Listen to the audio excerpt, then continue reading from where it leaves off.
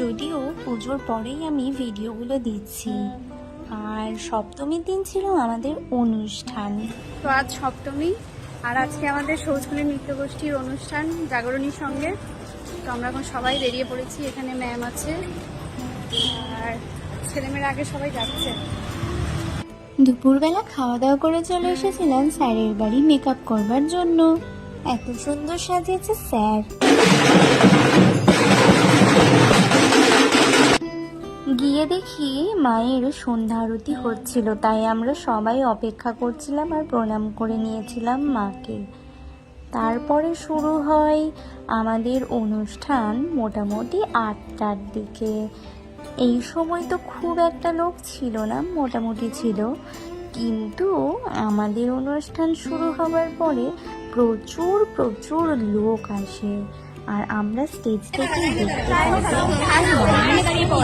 অনুষ্ঠান দেখছে।